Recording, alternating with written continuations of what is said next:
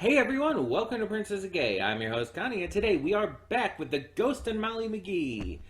It's been actually not that long. I was actually surprised that we are back with this already after this most recent hiatus. Apparently, this hiatus was basically only during June because we got the last episode out like at the end of May. So I guess there was just a month off for some fucking reason. I don't know why. I don't understand, but hey, at least it's back. So we're back with more. I don't know what's going to happen with these episodes. I luckily haven't been spoiled. But what I can say is I am very excited. Right now, there's two episodes out, and these two were released early. They were released on the app early, and I guess like the first episode is being released to TV this week. So we won't be too far off for when we catch up at this point. We're probably still gonna just do one a week because that's just the way to do it. We're only doing one today, obviously, because it's TrotCon week, and as you know, we're only doing one reaction each day for Monday, Tuesday, and Wednesday. Though I'm probably going to end up pre-recording tomorrow's because tomorrow's the 4th of July, and my dad's going to be home, so I won't be able to record tomorrow. So I actually have to record. I have to pre-record it. But that's fine. That's fine. No big deal. It'll still be uploaded tomorrow. You'll still see it tomorrow. All of that jazz. But let's talk about more of this. So we left off with a really good episode that touched on cultural. How would I put it? Feelings of cultural inadequacy. Because Molly and the McGee family were visited by their extended family. I believe Molly's cousin and her father. And so they came to visit, and they're delightful. They're lovely people. But at the same time, Molly was feeling like she wasn't, enough because she felt like they embraced, their family's culture, their all of that. It's Thai, right? I'm not mistaken. I'm like 80% sure it's Thai, but I'm also not 100%. So it's like there's a part of me nagging in the back of my head, like trying to tell me I'm wrong, but I don't. I guess I have to look it up because it's gonna bother me.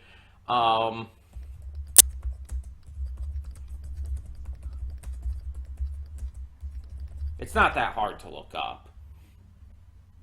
I just need to find it here. Yeah, it was episode 8. It was called 100% Molly McGee.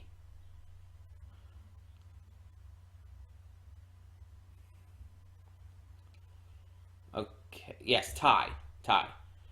Um, so yeah, Molly was unsure if she was Thai enough because she wasn't like all there with the language or the games or the food. It's like she just wasn't really feeling like enough. And I saw a lot of people had been talking about how important this episode was for them and their culture, even people who aren't Thai specifically, but have felt this feeling of just inadequacy with their various cultures, whether they're Asian or Black or Hispanic. I've seen people saying like this can still relate to them, even if the specific culture is different. And that's awesome. I love that a lot of people are getting stuff like that from these kind of episodes. That's why I love these episodes. Even if I'm white, even if I'm, not really affected by this, it's like I can still appreciate it. I can still appreciate what it's doing for other people. It's just called being a good person and being empathetic and sympathetic towards other people's plights. Like, I can't relate. I can't, but still. So, yeah, it was just a really good episode to leave off on. It was really entertaining and also just important, clearly. Um, and of course, it was paired with the entire video store one, which was also just really entertaining and also really dark when you think about it, because it's like, okay, this girl is still a kid, but she's a ghost. And her big regrets is like not turning that video that she loved back in, but she's a ghost as a kid. She died as a kid. It's like, we don't know if it was like a car accident or something else, but this child died with regret in her heart. And it's like, Jesus, fuck this show. It's subtle too. It's a subtle darkness to that, to where it's like, unless you really think about it, it's like it's not part of the episode in any way. Um, it's not like Owl House, where it like really like delves into the darkness of this kind of stuff, but it's like it's still there. And it does still make me wonder about Scratch's backstory too, because we know that he was friends with this kid, and like it's presumed that he was a kid too. And based on the visuals of the scene and all, it was probably within like the past 30 years or so. So it's likely that he died young too. Maybe not exactly a kid, but young nonetheless. That's still a big thing that we have to find out about Scratch's past. That's a big setup that I'm really excited to learn more about.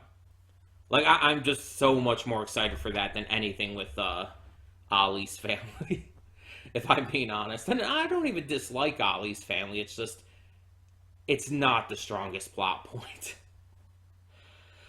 But we'll see how it all goes.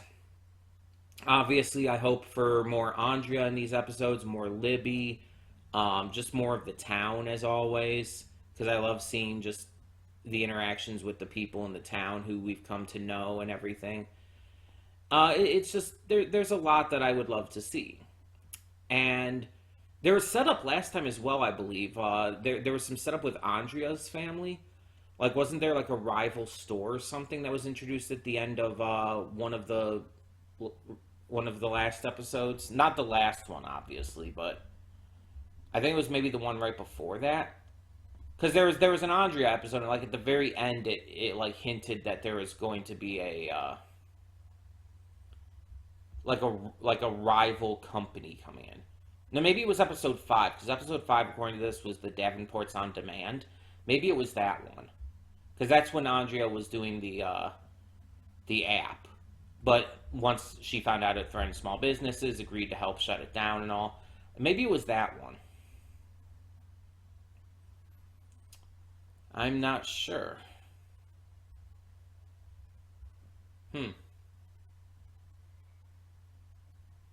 Oh well. Either way, we're just going to get into this and see what this episode has in store for us.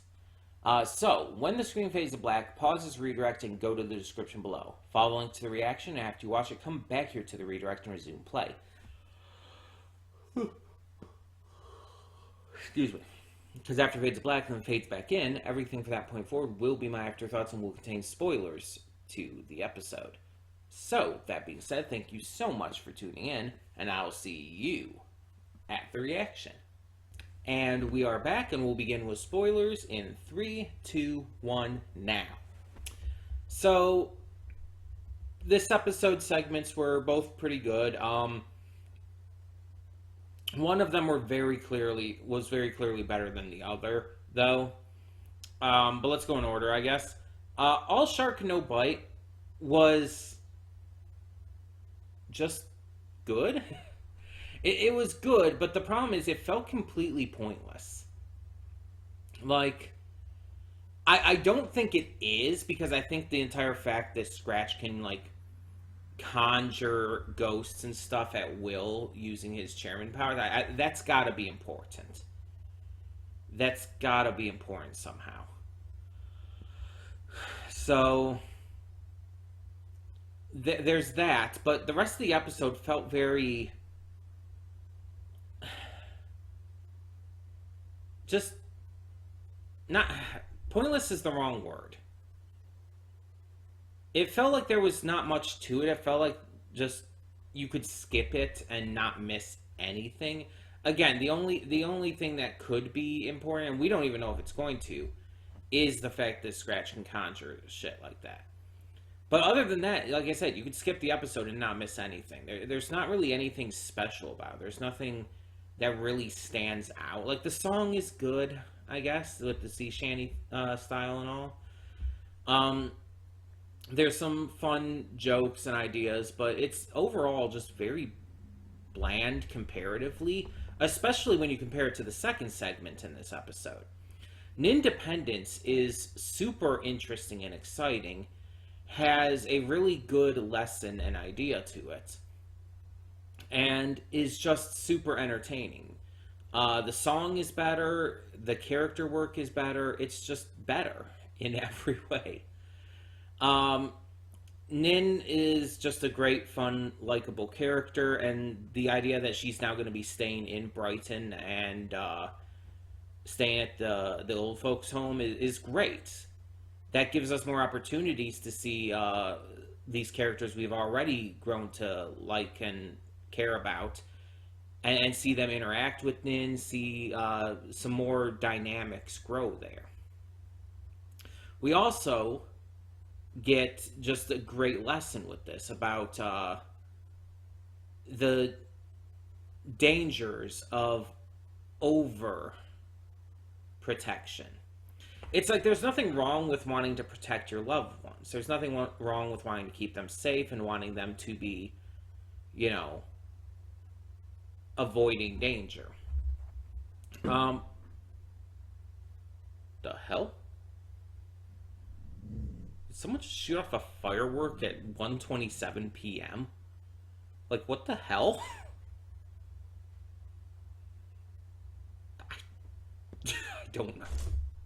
I don't know. I don't even know if you could hear that. Where was I? That really distracted me. Where was I?